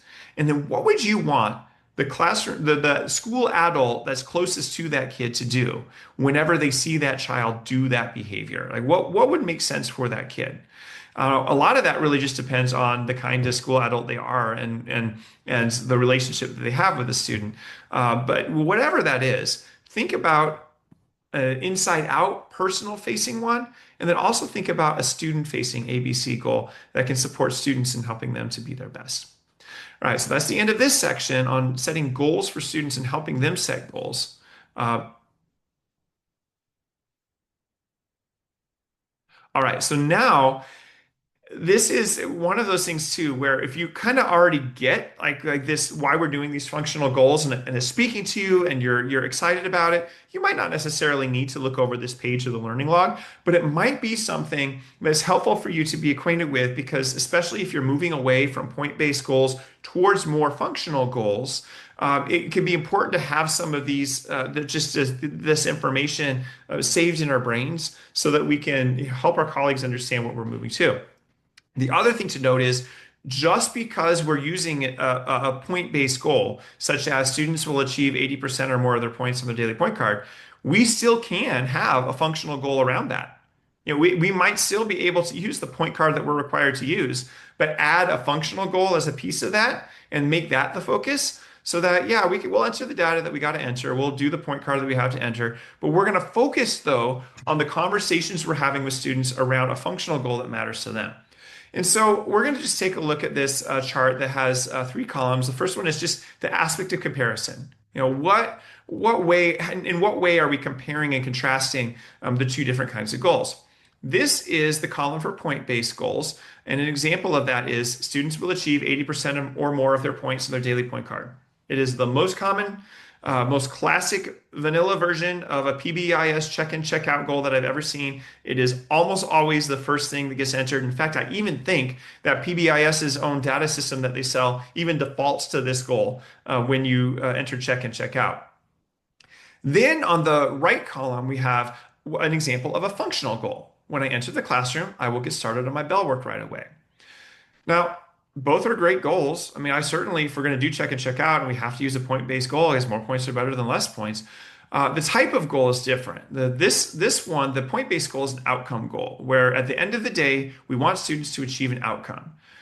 The functional goal is a process goal. It's like, how do we get there? So even if we were to tell a student 80% of the points is your goal, we're still going to have to teach them how to get there. And so we're still going to have conversations about what really amounts to individualized functional goals anyway, because each student's path to getting that 80% is going to be dependent completely on a whole different set of variables, depending on what classroom they're in, depending on what they need to do and what skills they need to master. And each child is always going to be their own unique mystery anyway. So why not just start with an individualized goal that's going to have a big payoff for the student, rather than the 80% goal that never really seems to work and we end up having to individualize it anyway. At least that's my view. Now, the other part that's important to consider is just student clarity. When we have a point-based goal, then what students understand their job to be in this intervention is to earn points. That certainly my behavior is an aspect of how I earn points, but ultimately, if I earn points, then I am successful. When we think about a functional goal, the goal isn't really about earning points. I need to learn this specific skill. There's something that I need to learn and master and convince the adults in my life that I can do. And that ends up being the goal of check and check out. So there's just a different kind of clarity around the purpose of the intervention and why we're getting together to talk in the first place. Now, the other thing that's really helpful when we think about these goals is the teacher clarity aspect of that. When we have point-based goals, it requires consistent scoring and tracking. Every single logistical problem that we have with check and check out, all of the reasons why schools struggle to implement this with fidelity is because we're using a point card. The point card is the biggest problem we have. And I've seen schools do just crazy cakes things to make sure all the data gets tracked on time and just all kinds of things that happen to make this work. You know, nobody likes the point card. At least nobody likes the paperwork of it. The only people that seem to like it are PBIS apps and folks that like to make graphs for MTSS meetings. Past that, it tends to really get in the way of what actually matters within that check and check out framework. And that is the quality of conversations that we have at the beginning and the end of the day, and then the feedback that we have throughout. So when we move to a functional goal, we don't really need consistent scoring and tracking, especially, we don't really need to do it across, 3 to 4 different values and 3 to 4, like just million skills within each of those values, honestly. We were focusing on one thing that's very easy to observe in real time. Did the student raise their hand before speaking or not? Did the student sit down at their desk and get started on the bell work right away or not? It's very easy to observe in real time, which means it's very easy to prompt and cue the student to engage in the behavior that we want to see and then to celebrate the student when we see it. The other aspect of comparison that I like to take a look at is just that adaptability piece. When we have a points-based goal, I mean, it's not like it's not adaptable. We can adapt it somewhat. We can adjust that percentage of points up or down. Maybe the student needs a 90% goal. Maybe the student needs a 60% goal. We can adjust that, I guess. But when we have a functional goal, we can tailor the goal to fit the student readiness and the context every single time. Maybe the goal is, hey, when you get started, when it's reading time, I need you to get started with your independent reading book right away, and we're going to celebrate with a PBIS ticket. Maybe that's the goal. But then once the student masters that goal, the next goal is to actually be reading that book and not just have our eyes moving. We want to be reading the whole time. And so it's very easy to tailor the goal in the context and to shift those goals, as students get better and better at what we're helping them to do. When we're doing a points-based goal, all we can really say is, hey, you're earning 80%, now let's earn 82. And when we're thinking about kids, that's a very abstract thing, and it may not focus on what we actually want the goal of this intervention to really be about. So having that the comparison about what makes these two different goals different, having that language in our heads can be very helpful, especially if we're if we're making a change.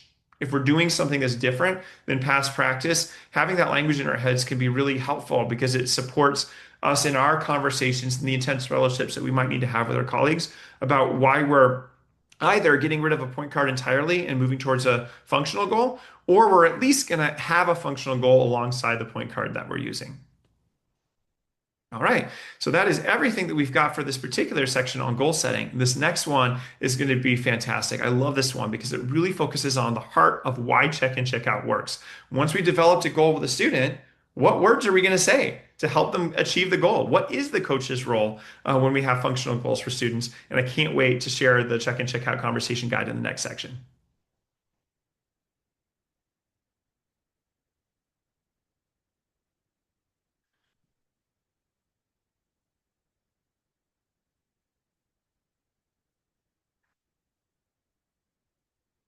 All right, everyone, it is an honor to have you with us. I'm so glad that this content is.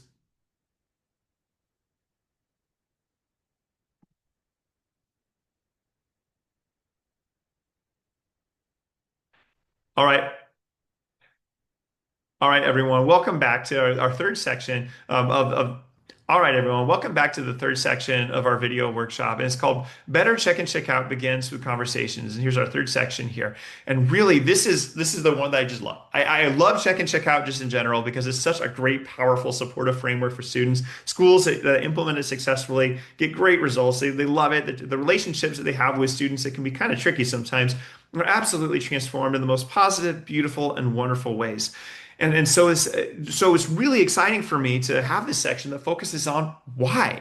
Why is it that these relationships improve so dramatically? Why is it that students become so successful and achieve goals that seemed really out of reach for them not so long ago?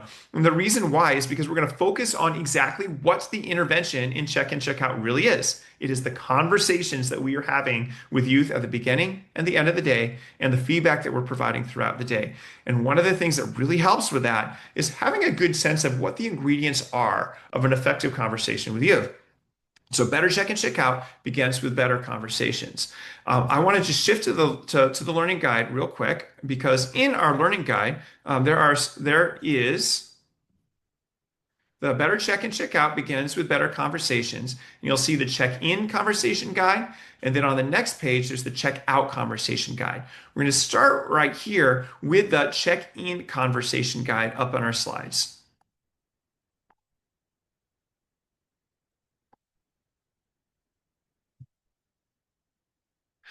So the check and check out conversation guide started with my work with Orange Grove Middle School. And one of the things that was real clear at Orange Grove Middle School was that they wanted their check and check out to be about concrete behaviors that were going to pay off for students in ways that mattered to the kids and as much as they mattered to adults. And they just found that the point-based system of doing this was setting up an adult-based goal that didn't really matter to anyone, kids or adults, honestly, because it just was such it's logistically impossible to get those point cards filled out in any kind of meaningful, effective way. And so what instead came out of that was how can we focus on the conversation itself? And this is what the school decided to do. Now, if you're familiar with motivational interviewing or cognitive coaching, you might actually see on accident some elements of that come up in our conversation today. And so here's an example of how that check and check out conversation goes. First, I'm going to just review the ingredients of the check and check out conversation, and then I'm going to model for you how it might sound in real life. All right. So the ingredients of a check-in conversation, there's four of them. First thing we're going to do is to identify that target behavior. The next thing that we're going to do is we're going to practice and celebrate that behavior. Now, usually we don't need to do this a whole lot. We just need to do it the first time we meet with a child or the youth. But it might be helpful from time to time to come back to that check-in, check-out if we need to. Oh, goodness, the thunder.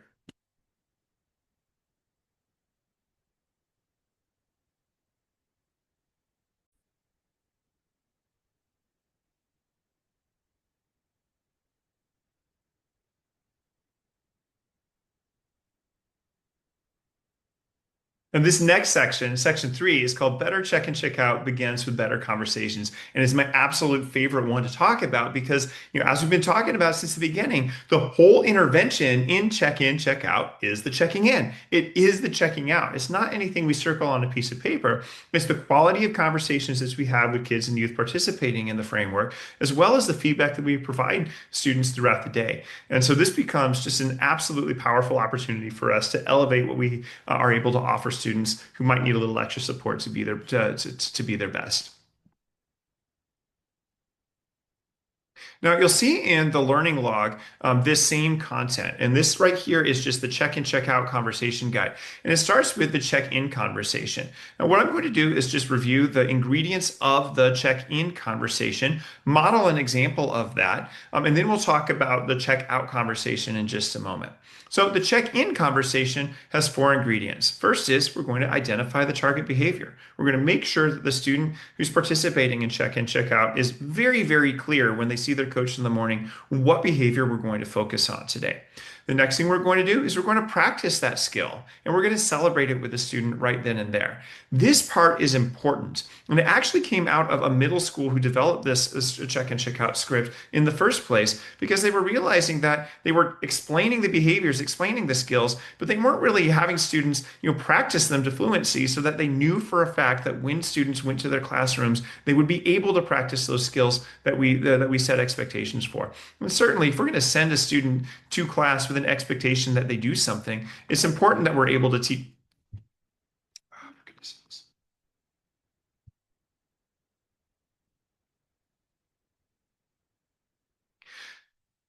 Right here, you see the check-in conversation guide. And the check-in conversation guide has four really important ingredients. Now, if you've ever seen like motivational interviewing or cognitive coaching, you'll see that there's a few aspects of that sort of snuck in here on accident. This certainly wasn't the goal when Orange Grove Middle School set out to design this in the first place, but you'll see some things in there that are very adjacent to that.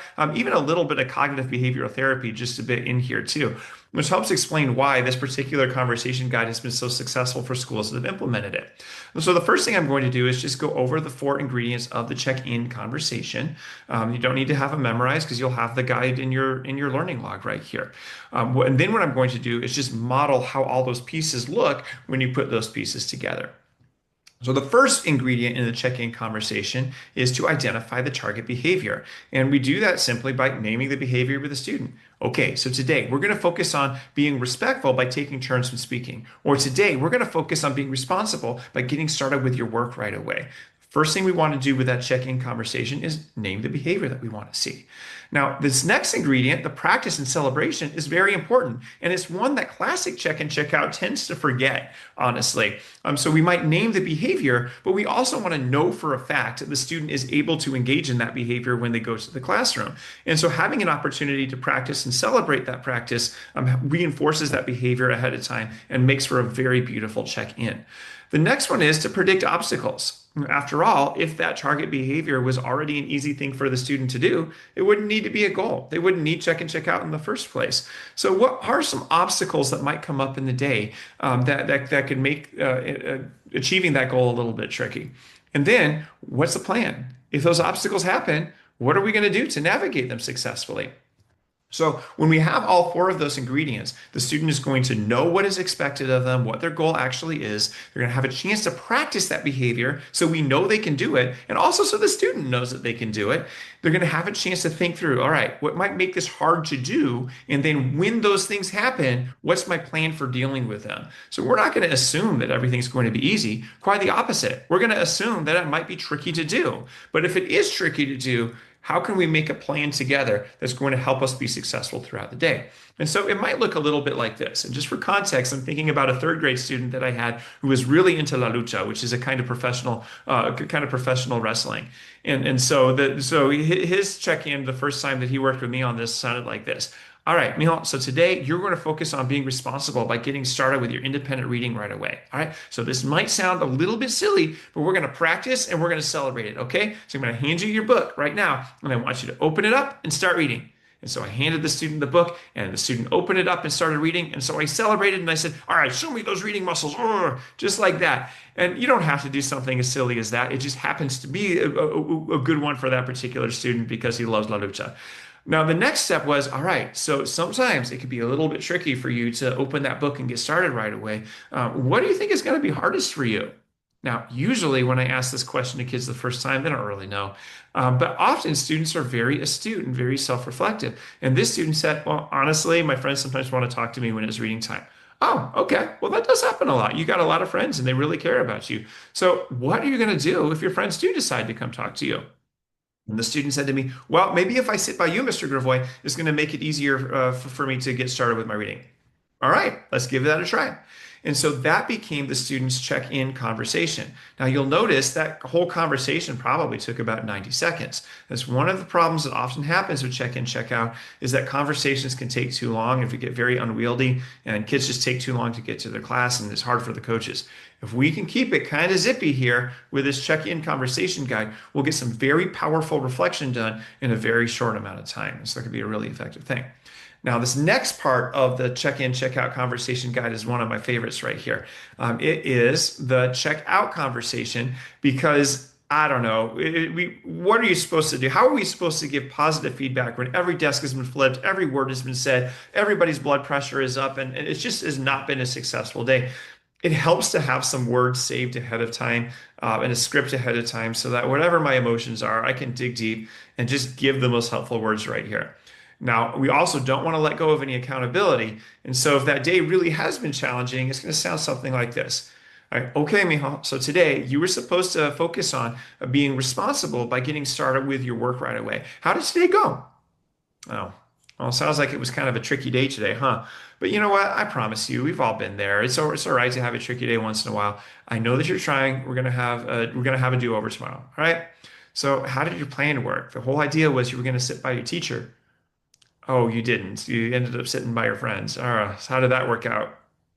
Oh, you got in some trouble. Oh, yikes. Well, I'm sorry that happened today, but I kind of get it because the whole goal was to not sit by friends, but then we sat by friends, right? So it's all right. But at least now we know that sitting by friends really isn't the best idea, at least during independent reading time. All right. So then what are some things then that we could do tomorrow to make it more likely that that's not going to happen again? You know what? I think you're right, Neil. I think for real, not sitting by your friends and sitting by your teacher instead is going to be a really good choice for you. All right, fist bump. We'll see you tomorrow. And then that's how we can give a student positive value-centered feedback, even when the entire day has been just a giant dumpster fire. And having that script ahead of time can be very helpful. Now, usually the day is a bit more mixed with kids that are on behavior interventions, right? And it might sound something like this. So for a mixed day, we might say, okay, so today you were going to focus on getting straight to your seat from recess time. And so that was like our afternoon recess, our morning recess, and then our lunch recess. All right, so how did today go? Oh, okay, well, it sounds like sometimes your plan worked, that you were really responsible. You got straight back to your seat in the morning time and in the afternoon time, but the lunchtime recess, not so much. Huh, well, congratulations, fist bump, way to go. So what about that lunchtime? What might have gotten in your way at lunch? Oh, that's right. Because at the morning and afternoon, I'm taking you out to recess. And then at lunchtime, it's the monitor. And sometimes you're not really paying attention to that whistle then. Okay. Well, then tomorrow, then when we have recess with the monitor, what are you going to do to be just a little bit more on the spot with it? Oh, you're not super sure? Well, I don't know. What do you think about maybe like playing a game closer to the monitor where the monitor's whistle is? Could we give that a try? Okay. Well, let's try it. Let's see how it goes tomorrow. We'll see how that goes. All right. See you tomorrow. Usually days are kind of mixed where there's some really good things to notice and some things that we need to talk about in terms of accountability and how we're going to fix them for tomorrow. Now you'll notice in that script though, we never let go of accountability. The stuff that needs to be talked about gets talked about, but we're going to talk about it as a coach talks about things, not as a disciplinarian talks about things. We're going to talk about these things with a student in a way that somebody who's genuinely concerned with helping improve someone's performance is going to do. Somebody who's just concerned with evaluation and consequences can't really be effective for this conversation, which is really why the child's classroom teacher and administrators tend not to be great folks for check in, check out coaches, just because it's a bit of a different role that we have. We still need to be able to assign consequences when necessary. So, folks that can be 100% in their coach's role tend to be better people for this. That said, principals and assistant principals tend to be great substitute coaches for when the speech pathologist or a special ed resource teacher or whoever it is the counselor social worker that is doing the check in check out, if they're out, admin are great people to step in those situations because they usually know the kids pretty well already and can be a really great sub. But in general, it's better to just stick to the coaching part of it, and that is better happens with just non-classroom teacher personnel. Now, this next one is what to do if the day is successful. That's honestly the most important part of this check and check out conversation guide because a lot of times kids that are on check and check out are participating in check and check out are they're used to being in trouble a little bit more than our typical student might be. And so because of that, when their days are successful, it can feel a little bit like magic to them as to why. And so what we want to think about here is, all right, well, when the day is successful, what made it successful? What did we do that made it such a successful day? All right, so today you were going to focus on being responsible by getting started with your independent work right away. And how did today go? Hey, sounds like you had a great day today. All right, high five. And we celebrate, we do that celebration. What worked for you? when asking the student what worked for them is really important because that helps them internalize the reason for their success. And it helps reinforce the success of that plan and what they can do to be their most successful selves. It takes that successful day from just being a magic, happy, good luck kind of occurrence to something that they are more likely to know how they can repeat going into the future.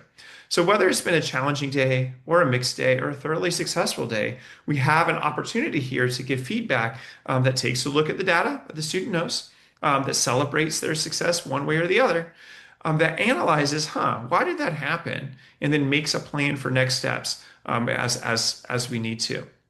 Now, one of the things that folks will often ask me is, okay, well, if we're not using a point-based card, how do we know if the day was challenging, mixed, or successful? The student will tell you. The student will tell you if they had a challenging day, mixed day, or successful day. They'll say, well, I was able to do this here, but not here. And then we can talk about it. The student is going to provide the data here. Now, it could be that if you want to, it might be all right for if there's anything that the teacher wants to share with the coach, that the teacher might have a post-it note that they use to just write it and put it in the coach's box at some point in the day, or they can send a text or send an email, whatever your school wants to use as a communication tool. When there are things that the classroom teacher or teachers want the check-in, check-out coach to know. But really, the point card doesn't often help the coach anyway, especially when numbers that are being circled aren't necessarily reflective of what has actually happened in the day anyway.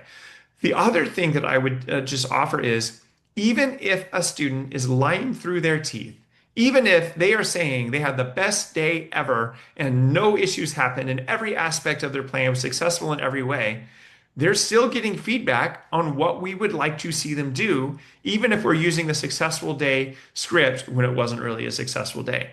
So honestly, it doesn't matter if a student isn't sharing with us honestly what kind of day they had. And really, when we think about it, if a student isn't honest with us, that usually has a lot more to do with the safety that they feel with the person that's coaching them than it has to do with really the quality of the data anyway. What matters more is the feedback and the relationship that we're building than it really matters the perfect 100% accurate reflection that we might give anyway. So no matter what we do, so long as we are providing feedback that is positive, value-centered, and brief, kids are going to get the most out of this intervention. And if we want to have kids be as honest as possible in the reflections, the first thing that we need to do is just be safe people for them no matter what they tell us. That is unconditional positive regard is going to be a really key element to the success of that coachee relationship within that check-in, check-out framework. All right, so you've got yourself a framework here. Now, this framework is a script in the sense of there are words in order that you can say, and it will get you through the successful ingredients of a check-in and a check-out conversation just fine. Teachers can use this for feedback throughout the day. Coaches can use this at the beginning and the end of the day. The most important part of this, though, is that it sound like you, that it feel like you, that the celebrations that you choose feel authentic to who you are and the relationships that you're building with the students. There's some kids that have secret handshakes with their coaches that they use, and that's their celebration. Whatever feels good and right and fun for you, that's genuine and a great way to connect. That's the thing to do. The other thing is to make this sound like you. Have some practice with it. This is really good things that can be really helpful with this. And so one of the ways that we can really put this into place here, when we meet with check-in, check-out students, And so one of the things that I really want to think about here is how can we live this learning out loud within a check-in, check-out framework? There's some things that we can do that makes this conversation guide a lot more useful for us. And it just really helps us remember that when meeting with students during check-in, check-out, the goal really isn't just to check a box, even if we are required to check boxes because that's what our point card says we got to do. The goal ultimately, whether we're using a point card or not, is to build consistent, supportive relationships that help students succeed. And so here's some tips that can help coaches keep conversations positive, purposeful, and practical here. I would highly recommend this one right here, that we practice our conversations a few times before our first meeting. Because if we have a chance to practice the words that we want to say and make them sound like us, it'll feel a little bit weird practicing this by ourselves in our office or in our classroom. But practice even just 2 or 3 times is enough to help that first conversation go a lot more fluently. The next thing to know is just that our coach's role is to sandwich that day with love. That is their job. No matter what happens during that school day, if it's been a completely tricky day in every kind of way, or if it's been a completely successful day in every kind of way, or more than likely somewhere in between, it doesn't really matter what has happened in the day. It just matters that the coach is there to sandwich that day with love. There's going to be a positive interaction at the beginning and the end of the day. The next thing is those reflective questions and those questions that ask students to make a plan. Most fully grown adults would struggle to reflect on their own behavior and their own habits when presented with those questions for the very first time. So it was important for coaches to know that I don't know or I'm not sure, huh? Are very likely responses the first few times that you meet with kids about these sorts of things. And so it can be helpful to just, give students some wait time, to maybe have some ideas to explore with them, and to just to collaborate through collaborate through that process that first few times. And most importantly, whatever we do, we want to focus on the goal and not the point card. And that's assuming we even have a point card, because to be honest, you don't need a point card to do check and check out. You absolutely don't. We can do all kinds of data collection without a point card, and then don't even require us to invent new ways to collect data. We can use the data that we're already collecting anyway, in very successful ways within check and check out frameworks that don't even require a point card. But if you are working in a framework that does require a point card, even if you've got a point card, focus on the goal and not the card. Focus on helping students meet their goal and not on their card, because that is where you're going to see the unexpected behaviors and the referrals and all that kind of data that really matters, and the successful learning and being a better community member. All of that blossoms when we focus on the actual things that we want to see.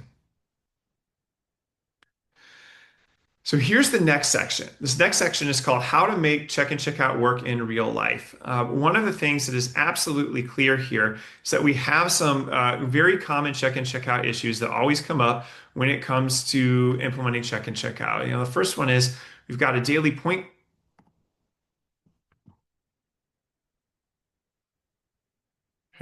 Now we're at the last section of our learning, which is called How to Make Check and Check Out Work in Real Life. And so for section 4, I'd like to refer us again to the learning log here. I'm going to go back to our learning log and scroll us down just a bit, because there are some very common check and check out issues that occur in every single school or district that I've worked with to implement check and check out. And it's important for us just to take a look at some of those right now. The first one really is point card logistics. All kinds of problems in check and check out frameworks happen because we are using a point card to track check and check out data. The most common one is that the student loses the point card during the day. Another one is that students can be very triggered by low scores. They're already aware that they're on check and check out because of a behavior issue. And so now when they see those low scores, it becomes just a more confirmation bias of a horrible story that they're already telling themselves, and some self-talk that we would rather not see. And sometimes the card itself can be the reason that that poor negative self-talk continues, even though the whole point of check and check out is to transform that self-talk, transform that narrative, and transform that relationship. A lot of times that point card doesn't get to coaches on time. When we think about how many kids with ADHD are assigned to check and check out to support their behavior, I got to be honest, expecting a kid with ADHD to have a point card that travels from class to class and makes it to a coach at the end of the day, that is ableist and cruel. Just by definition, kids with ADHD will often struggle to hold on to things. And so we're just creating a nonstop catastrophe for kids when we expect them to carry cards around to teacher. The other issue with point cards is that teachers often aren't able to complete point cards at regularly scheduled times. That even if they want to get this data in a timely fashion, there's things that happen during those transitions, during those scheduled data collection times, that just make it impossible to do with fidelity. And because of that, we end up in situations where the point card doesn't get really used all day long. And teacher knows, oh my goodness, the check and check out coach needs this. So here I am, just circle as fast as I can to make sure my data is complete. Or the student is absent, or we just didn't do reading today. Like, all of those things can happen to make the point card honestly a lot tougher to fill out than Classic PBIS admits it is. In fact, Classic PBIS is constantly trying to convince schools, no, it's really very, very easy. It's not hard at all to fill out the form. Yeah, actually it is. And we know it is because teachers have been telling us this for decades. And I think it's an important thing for us to consider. The last one is that carrying point cards can be very stigmatizing to students. In fact, there's one school that I was working with that in our first meeting, they were very concerned that I was going to tell them that they needed to have a daily point card that students carried around because they had spent years eliminating what they called the folder of shame. They'd done all kinds of crazy things to help this point card get to where it needed to go. But ultimately, it didn't really help support students because students just view this as a very negative thing. And I understand that. What person wants to carry around a reminder that their behavior needs support? I don't know any child or youth that wants that. And I certainly don't know any adults that would want, any kind of area of growth publicly acknowledged, for their colleagues to see. So there's some potential solutions to this. Number one is don't use a point card. You really don't need it. And honestly, just imagine how much work we don't have to do if we don't use a point card, and how much of the good aspects of check and check out we get to spend lots of time and energy improving if we don't have one. It really is a win-win for everybody if we don't use this point card. Now, if you have to have a point card, sometimes there's ways that we can do this where the teacher holds onto the point card instead of the student.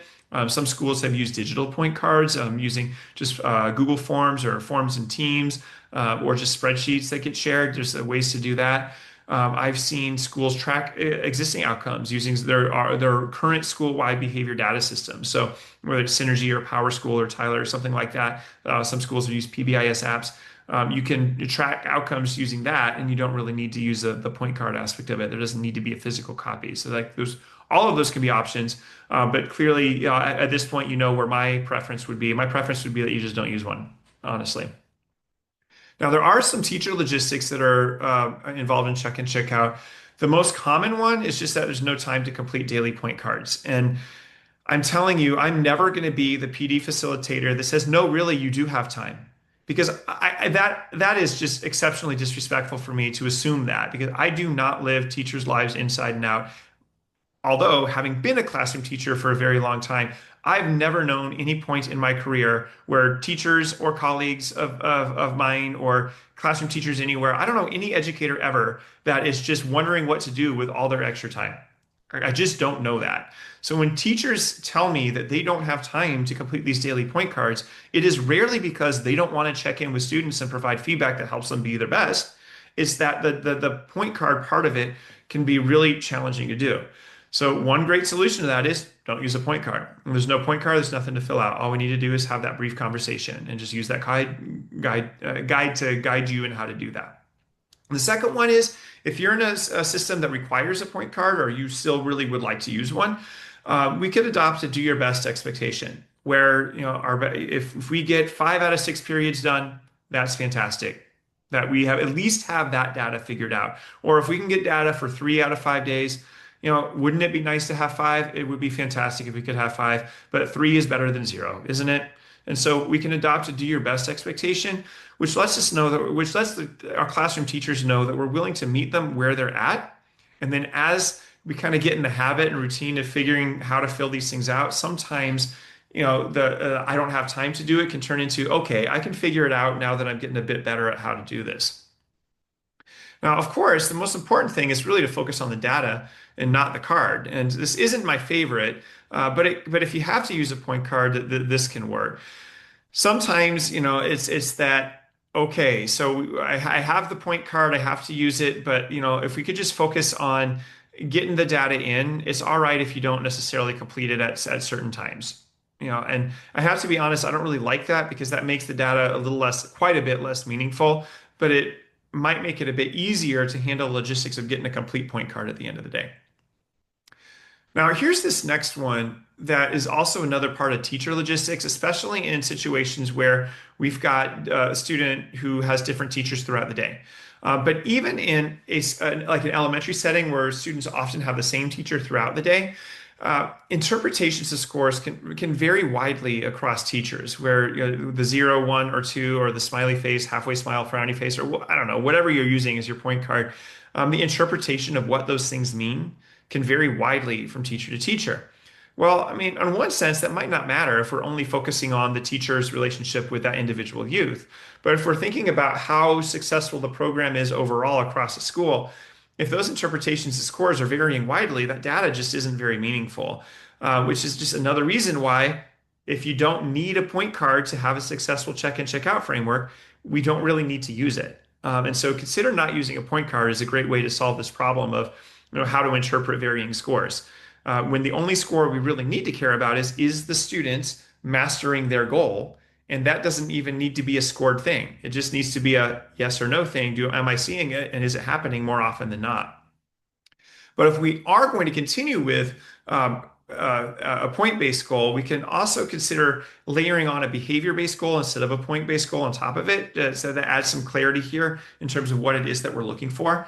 But if we don't want to do that, we really want to stick with 80% of 0, 1, and 2s for respect, responsible, and safe, and we want that to be our goal. Then it's going to be important to have some whole staff professional development to clarify and tune what that scoring criteria is. So that at the best the best case scenario in the worst case option of using a point-based point card, at least if we have some whole staff PD to clarify what we mean by 0, what we mean by 1, what we mean by 2. Because if respectful, responsible, safe, and kind are our 4 values, it should be very rare that we are seeing zeros across the board for any period. It's very rare that a student would be universally the opposite of all of those values in every single way at all times and every day. And very often that's just what we get. We get zeros when really we just had a reminder for one thing. And so that whole staff PD can be helpful to clarify and tune scoring criteria if you choose to have scoring criteria. I think it's best not to do it.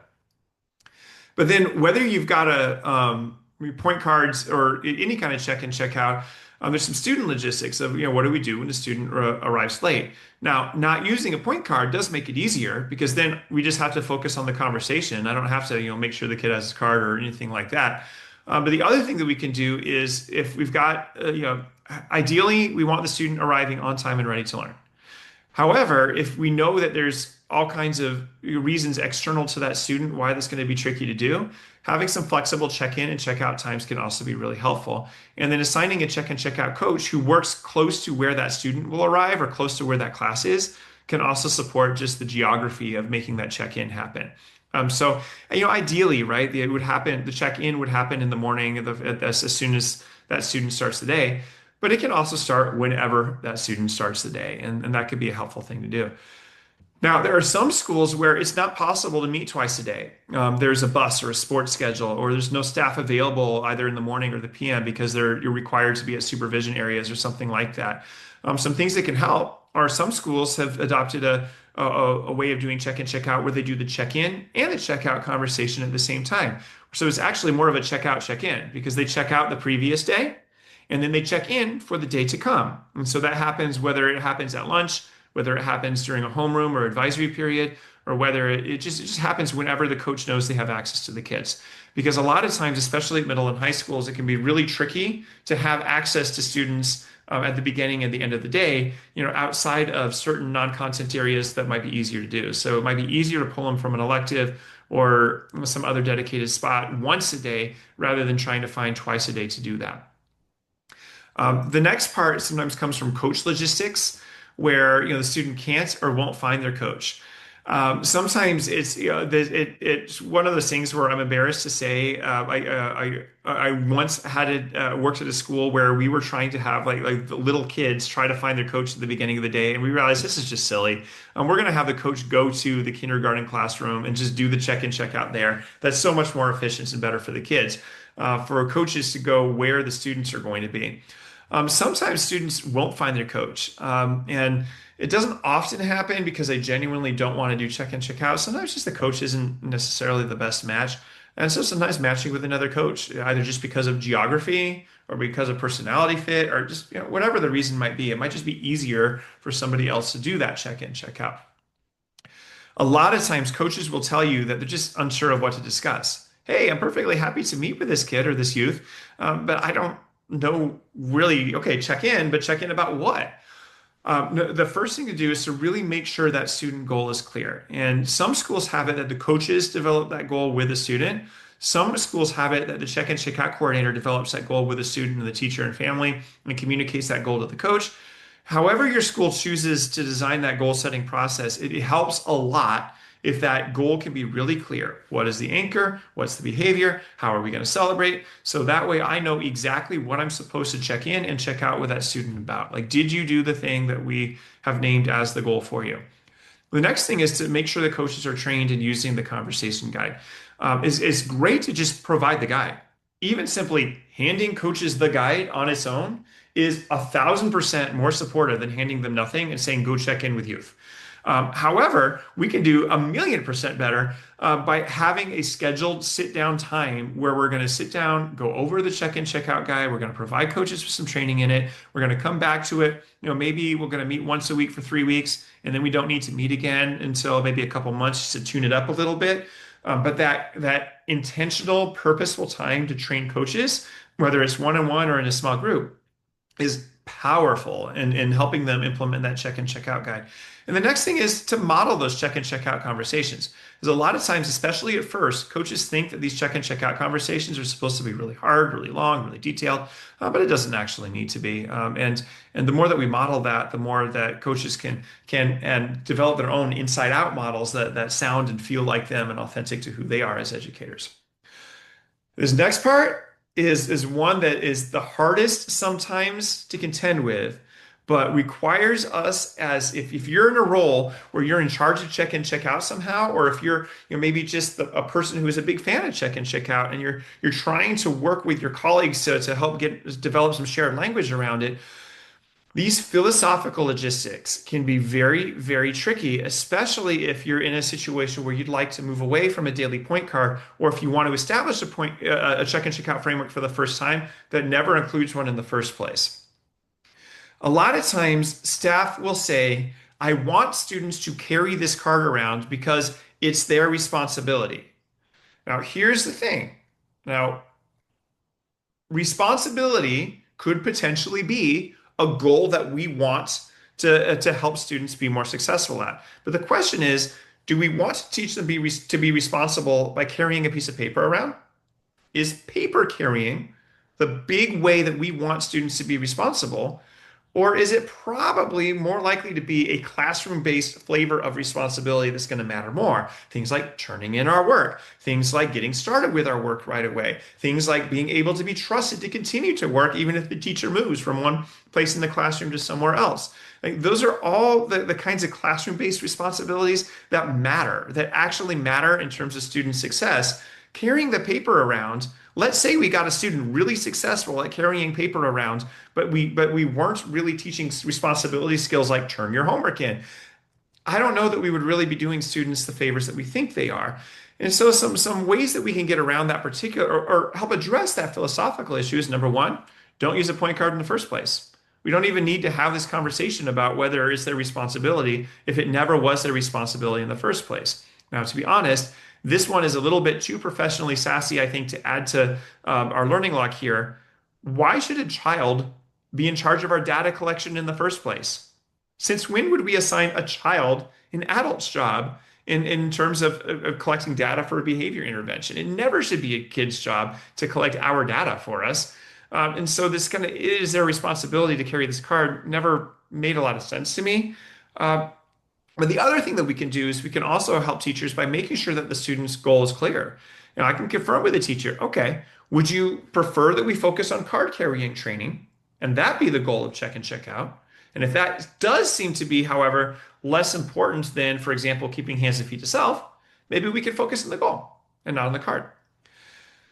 Sometimes it also kind of connects with this idea of it's your responsibility.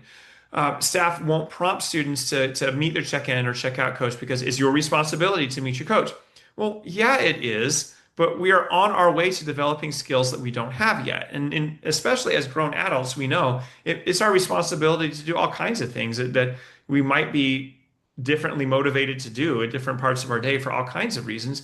And having that prompt is really helpful in overcoming that.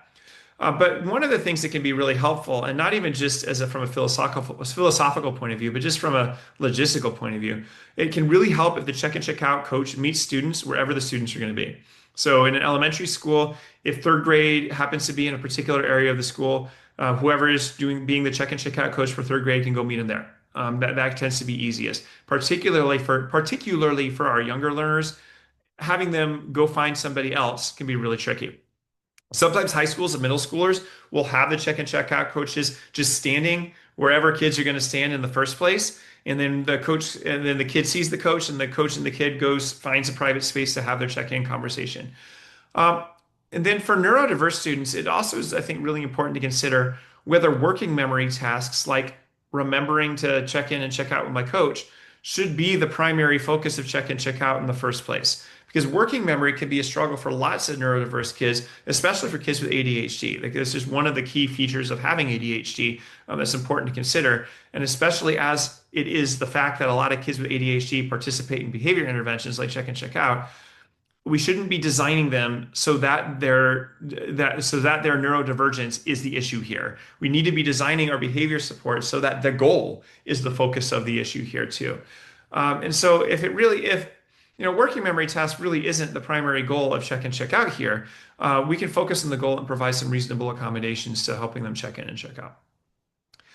Another thing that can sometimes happen is that coaches and staff will focus on the correction instead of the connection piece during a check-in or a check-out conversation. Now, I want to be really clear here. Accountability does not get lost if you're a check-in, check-out coach.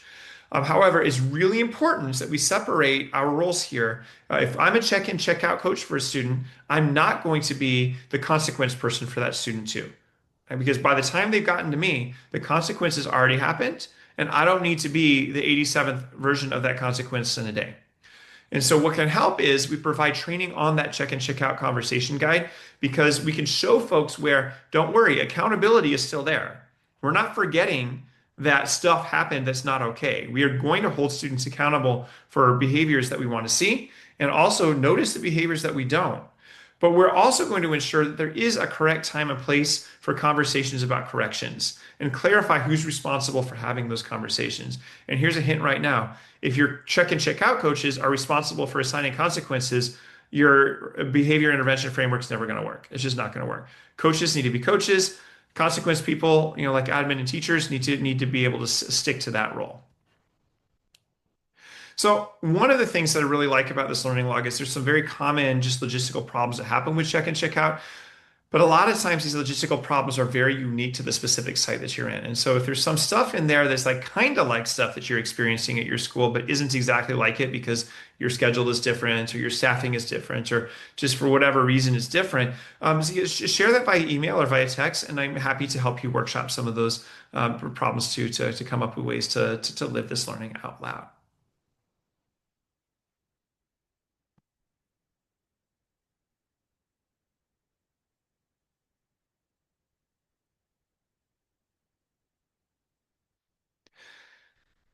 And most importantly, there's a thing that I want to share is that it can be really hard to take all of this information and live every last little bit of it out loud exactly right. The most important thing to do right now is just to do one thing. Pick something that feels achievable for you and write it down. And write it down as a promise that you're making yourself to do your best to give it a try within a week. For a lot of people, it's really, especially in places that have established check-in, check-out procedures, is that conversation guide that tends to be the very first thing, or perhaps it's the goal setting thing. Usually it's conversation guide, then goal setting, but both would be really great avenues to get started with. And if you need a helpful friend to help you get started with that, just know that I'm here and happy to show up for you in any kind of way that feels right to you too. Thanks as always for being here. Thank you for your engagement. Thank you for accepting the invitation to participate in learning in this kind of way. And I can't wait to see what we're able to build together as we get started.